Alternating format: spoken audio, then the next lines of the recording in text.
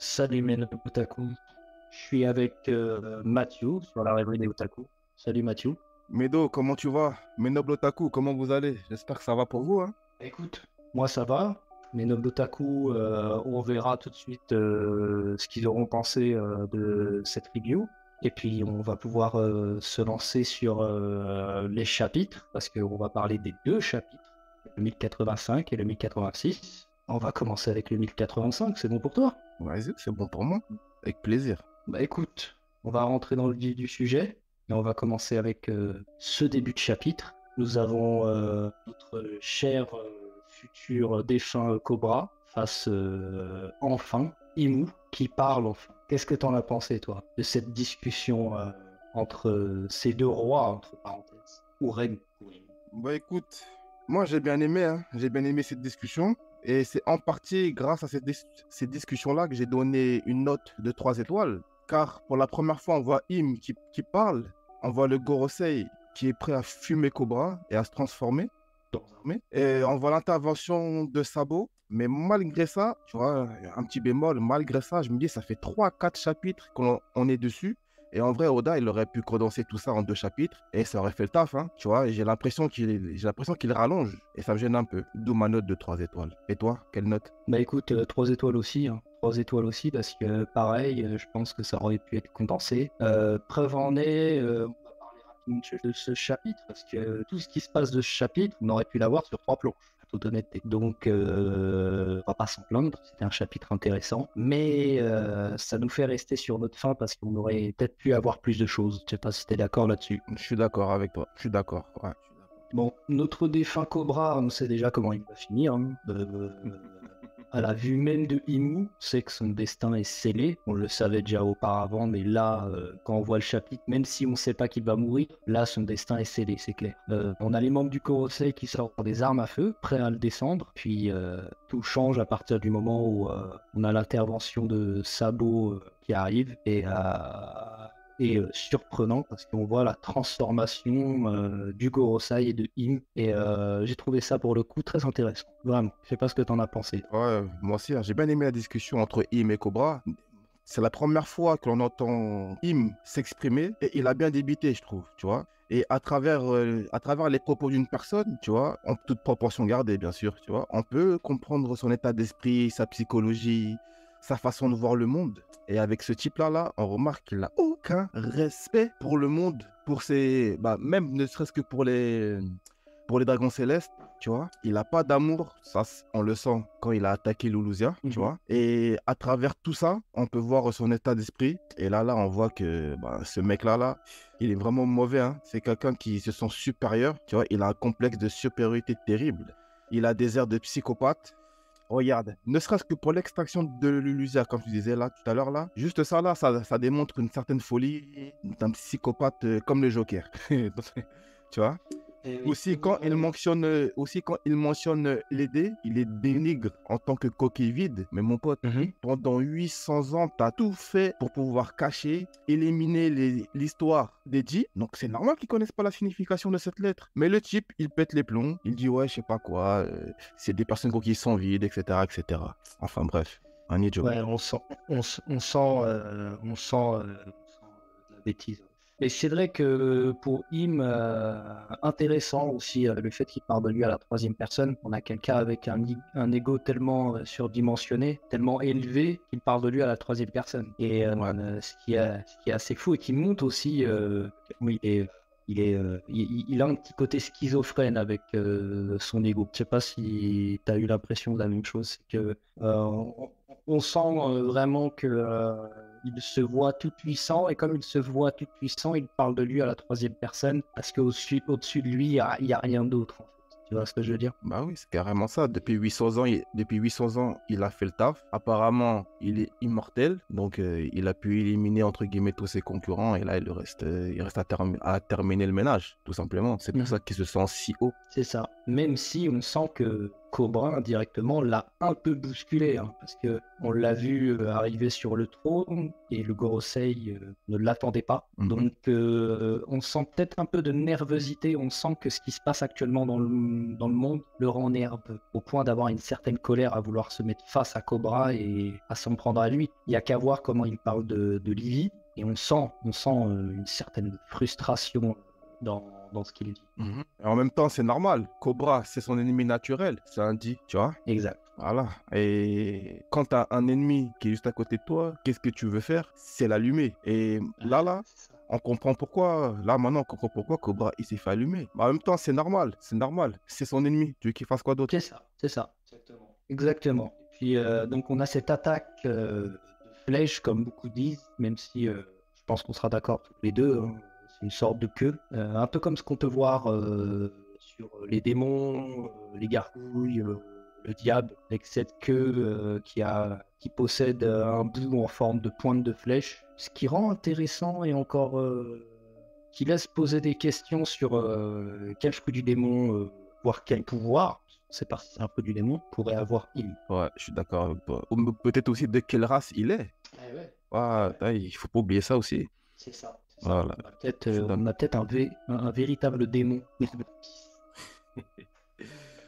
Mais après, il faut que tu parles à ton pote Cobra aussi. Il m'énerve. Mon gars, tu vas tout seul dans un endroit. C'est normal, tu vas te faire allumer, tu vois. Ce mec, tu vois, il est là, il se mange un coup de queue ou flèche. Toi et moi, on pense que c'est un coup de queue. Mais bon, peu importe. Chacun fera son hypothèse, chacun fera son avis, tu vois. Mais regarde, le type, c'est un roi, il est vieux, il est malade, c'est pas un guerrier. Même un type comme Sabo, il était en PLS après s'être mangé un coup de queue. Alors Cobra, mon pote, c'est pas lui qui va rester debout, tu vois. Donc c'était sûr qu'il allait trépasser. Et comme dit Ken, Ken le survivant, mon gars, tu es déjà mort, mais tu ne sais pas encore. C'était cuit pour lui. Ça. Et là où c'est surprenant, c'est vraiment la vitesse à laquelle l'attaque part. Certes, les 5 membres du Gorosei se transforment, mais les 5 membres du Gorosei n'attaquent pas Sabo. C'est pas Gorosei qui attaque Sabo, c'est Im tout seul. Et on voit l'état de Sabo ensuite.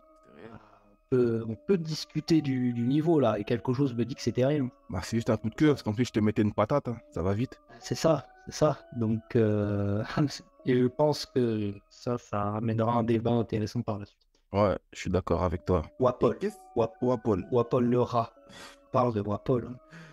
Wapol. Ah là là là là là là. Franchement, il y a Wapol qui s'enfuit avec Vivi, tu vois. Moi, je vais même pas parler du fait que ce soit un rat, un cafard, il est toujours là où on l'attend pas. Moi, je vais plutôt parler du fait que là, il y a une synergie inattendue qui s'installe, mais qui peut être intéressante et magnifique. C'est entre Wapol, Vivi et Morgane, tu vois. C'était inattendu. Mais quand tu y réfléchis bien, la synergie qu'il y a entre eux trois, c'est pas mauvais. Pourquoi? Parce que déjà, pour Vivi, cette nunuche-là, grâce à Wapol, elle va pouvoir apprendre la vérité sur le dit, sur son nom, sur Lily, etc. Et avec Morgane, les connaissances que Morgane a pu accumuler pendant toutes ces années du fait que ce soit un reporter, avec ses relations affiliées à la pègre, tu vois, ça fera que Vivi, l'héritière de Cobra, va amasser toutes ces informations et à l'avenir, elle va devenir un réel danger pour Im, tu vois. C'est pour ça que je te dis ça. Et c'est un trio qui peut mettre le souk dans le monde de One Piece. T'en penses quoi, toi? Je suis entièrement d'accord. Un trio qui a des alliés. Et c'est pas n'importe quel allié. Des alliés puissants, voire certains qui montent en puissance. Donc, à l'avenir, ça va être quelque chose. Im est en train de se créer des ennemis incontrôlables pour la suite des événements. C'est vrai. Et c'est pour ça que son arme tombe à pic. Méthode. Et attends, est-ce qu'on se faire des ennemis incontrôlables, mais qui sont directement ou indirectement liés ensemble aussi? Donc une potentielle alliance. Exactement. Là-dessus, on est d'accord. Voilà. Et aussi, je voulais te parler d'un petit truc, c'est la non-réaction du Gorosei. Tu vois, quand Sabo attaque Im, personne n'a bougé ou bloqué l'attaque ou tapé Sabo. C'est Im qui a annihilé son attaque. Donc moi je me demande, mais attends, pour quelqu'un qui est si imbu de sa personne comme Im, comment ça se fait que Im ne les a pas grondés, punis ou exécutés? Ça veut dire quoi? Vous êtes censé être là pour me défendre et c'est moi je me défends. Ça veut dire quoi? Tu vois? Quand tu regardes Barbe Blanche, quand il se fait attaquer tour à tour, tu as Jose et Marco qui est là pour être son bouclier. Donc ça me fait poser des questions sur le Gorosei. Bah oui, est-ce qu'ils sont prêts à défendre Im coûte que coûte? Ou est-ce que Im en soi n'est pas quelqu'un de dérangeant pour eux dans le fond? Peut-être aussi ils connaissent la puissance d'Im et ils ont jugé que, ben, je sais pas moi, que c'était peut-être pas nécessaire d'intervenir. Ou tout simplement, aussi on peut penser à ça, tout simplement, ils ont été surpris et dépassés par l'attaque de Sabo. D'ailleurs, si vous avez... Bah ouais, et d'ailleurs, si vous avez une idée ou la réponse à la question, n'hésitez pas à les mettre en commentaire et on se fera un plaisir de les lire et d'y répondre. Tout à fait. Voilà, c'est juste ça que je voulais dire, ça m'est venu en tête et puis voilà. Non, c'est un questionnement très intéressant, d'ailleurs, auquel on pourra réfléchir à l'avenir et puis peut-être avoir des commentaires intéressants à sortir du lot. C'est vrai, je suis d'accord. Bah écoute, on peut discuter un peu de la transformation des membres du Gorosei. On aura quasiment fait le tour. Ouais, Qu'est-ce bah que écoute, t'en as pensé, toi? personnellement, je n'ai pas pensé gros-chose parce que ça me fait penser enfin, j'allais dire au tout début, il y a une dizaine d'années, quand on ne connaissait pas encore les visages des Yonko, et Oda avait fait des dessins des Yonko qui sont totalement à l'opposé de ce que sont les Yonko aujourd'hui. Donc, pour l'instant, je vais pas trop me prononcer sur leur transformation. Les ombres que j'ai pu voir, franchement, ça m'intéresse pas trop. Je trouve pas trop ça magnifique ou badass. Tu vois, je trouve ça ridicule pour l'instant. Après, c'est mon avis, hein. Mais bon, voilà quoi.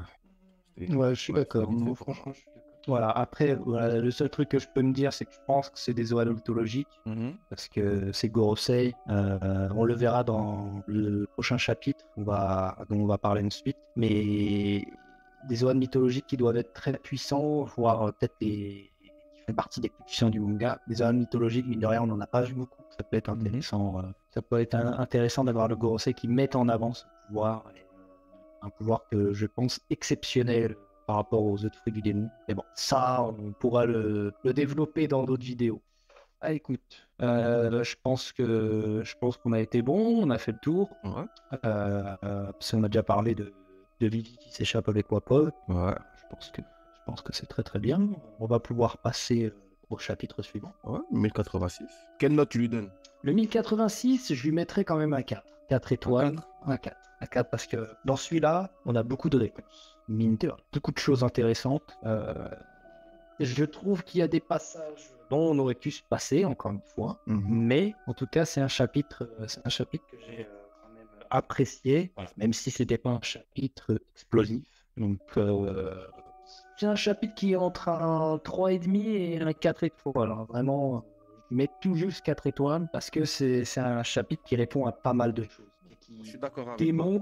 ça démontre peu à peu la puissance du gouvernement aussi, dont il n'avait pas nécessairement d'indication jusqu'à. Ouais, je suis d'accord, pareil. Moi, je donnerais pas un 4, je donnerais un 3,5. Et le demi, en fait, le 3, c'est exactement pour les mêmes raisons que le chapitre 385, donc je vais pas me répéter.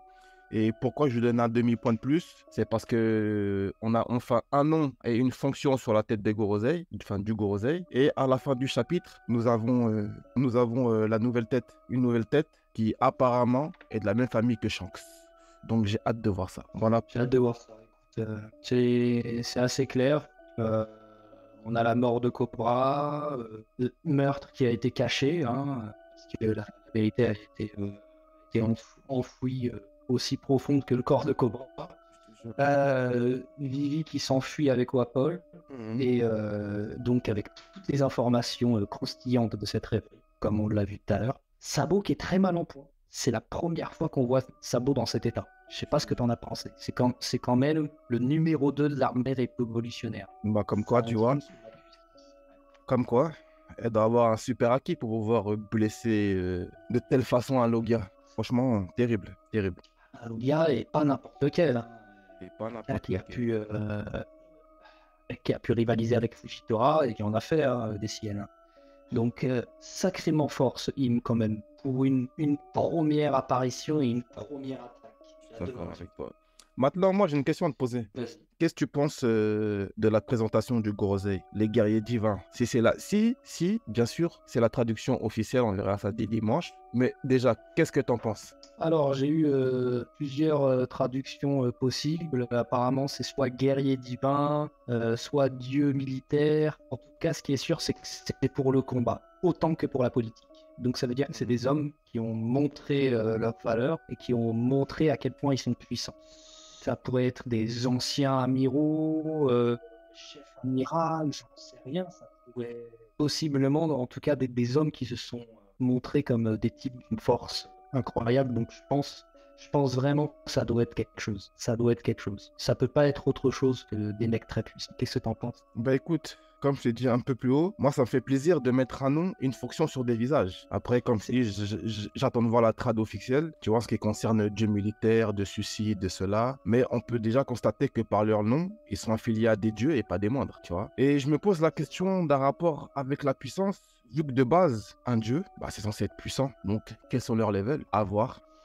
Après, sur les 5, 2 ont une cicatrice, un d'eux a une épée. Donc, on peut supposer qu'ils savent très bien se battre et ont un certain niveau. On en saura plus et je l'espère très bientôt. Entièrement d'accord avec toi. Hâte de voir la suite. Très hâte de voir la suite aussi. Et Vegapunk et son arme, qu'est-ce que t'en dis? Eh ben, ça, c'est très intéressant. Ça, c'est très, très intéressant. T'as envie de On a débiter plusieurs sur ça, hein? informations là-dessus. J'ai dit, t'as envie de débiter sur ça? Oh, ça c'est ton karaté, je te laisse débiter. Vas-y. En tout cas, ce qu'on sait, c'est que l'arme s'appelle Mother Flame. C'est pas une arme antique, ça a été construit par Vegapunk. Elle met du temps à être prête et à se mettre en place. Donc déjà, ça a l'air d'être une arme qui n'est pas non plus illimitée, qui s'utilise d'une certaine manière. Ça donne quand même une force de frappe incroyable. Mais pour l'instant, elle n'est pas sans défaut. Qu'est-ce que t'en as pensé? Bah écoute, franchement, moi déjà Vegapunk, ce type-là, il me fout les nerfs. Il me fout les nerfs, tu vois. Il pense vraiment qu'à lui et à sa science. Mais bon, bref, c'était une petite parenthèse. Mais là, on a deux sons de cloche. D'un côté, Im qui dit que c'est lui qui a créé cette arme, et Dragon qui dit non, c'est pas possible que ce soit Vegapunk. Donc qui croire? N'empêche, tu vois, si c'est vraiment lui, ben il a un génocide sur la conscience, hein, et il a les mains teintées de rouge. Ah oui, hein. Il a du sang sur les mains, ce type. Ah oui, c'est une ordure. Il a du sang sur les mains, le type. Tu vois, et pas qu'un peu. Tu vois, parce que, oh, regarde, réfléchis. Il peut pas dire qu'il ne pensait pas que le gouvernement mondial allait l'utiliser à de mauvaises fins. Il était sur l'île des savants et il a vu les dégâts que le GM a pu faire. Donc, avec son intelligence, déjà, il aurait pu prévoir ça. Donc, il était averti. Donc, en toute connaissance de cause, si c'est lui qui l'a créé, il savait que cette arme-là allait être utilisée à de mauvaises fins. Mais bon, de toute façon, hein, on sait que lui, là où il va, c'est là où il y a de l'argent pour pouvoir avoir les moyens de ses ambitions. Point barre, c'est tout ce qu'il veut. Voilà ce que j'en ai pensé. Un homme d'intérêt. Ivankov, en plus, qui parle de Im aussi, en disant que le nom qu'il utilise est utilisé par des personnes il y a 800 ans, des personnes qui viendraient d'une famille appelée Neroda, c'est ça? C'est ça. Intéressant, intéressant. Ça donne une piste, voilà. Et possiblement, il parle d'immortalité, hein, et donc que quelqu'un aurait eu accès à cette immortalité. On a peut-être un début de réponse. C'est vrai. Ouais. La marine, face aux révolutions de certains pays, t'en penses quoi? Et l'arrivée des séraphins qui vont avec, bien sûr. On a la mobilisation des nouveaux séraphins. Crocodile, Doflamingo, Moria. Là, la marine, elle prend un nouveau tournant, d'ailleurs, c'est dit. Elle commence un nouveau départ. Est-ce qu'on n'aurait pas le retour en force de la marine avec ces nouveaux cerfs? J'espère, et j'ai hâte qu'ils reviennent en force parce que la marine, ils se font que pisser dessus. Et moi, j'ai envie de voir quand même une marine à la hauteur des pirates. Une guerre équilibrée qui donne du spectacle. Voilà. D'accord. Contresens. Complètement d'accord. Alors, ça, Figarland garde un homme qui exécute un dragon céleste. L'ancien roi de Godvalley, commandant suprême des chevaliers divins. Beaucoup de choses. Écoute, tu vois, sur lui, je vais être concis, précis, et on en reparlera lors du live streaming que l'on va faire sur Twitch demain ou samedi, ou en début de semaine prochaine. De toute façon, tout ça sera dit dans la description. Mais déjà, ce type-là, je l'aime pas. L'ancien roi, là, je l'aime pas du tout. Parce qu'il a fumé un perso que j'aimais bien, tu vois. Ce perso, je l'aimais bien. Pourquoi? Car il a vu la lumière, il a apaisé son cœur. Il était dans l'erreur, il a admis, il est revenu dans le droit chemin. Il a tout fait pour essayer de faire bouger les choses. Et sa dernière action de son vivant a été de libérer des esclaves. Donc un grand respect à l'homme que l'on nomme Mjosgard Don Quichotte. Un grand respect à lui. Maintenant, Garling, celui que je déteste là, Garling là, c'est quelqu'un de...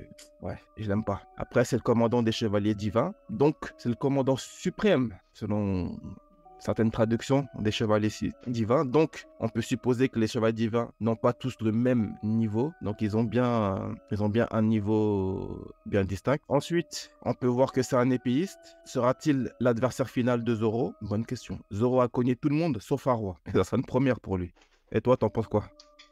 Ça a l'air d'être un personnage extrêmement puissant et ordurier par la même occasion. Donc, un méchant qui a l'air d'être intéressant. a l'air d'être un extrémiste, le mec. J'ai hâte de voir. Je suis d'accord avec toi. Bah écoute, je pense qu'on a fait le tour là des 2 chapitres. C'est carré, écoute. En tout cas, ce fut un plaisir de faire cette review avec toi et avec mes nobles De otaku. même, exactement. Voilà. Bah écoute, Donc, on va en rester là. on va rester là. Surtout, n'hésitez pas à commenter, liker, partager, à vous abonner aussi, ça nous fait plaisir et ça fera avancer la chaîne. Exactement. Allez, Noble Kataku, passez une très bonne soirée et à bientôt pour une prochaine review dans un mois. Exactement. Allez, à ciao.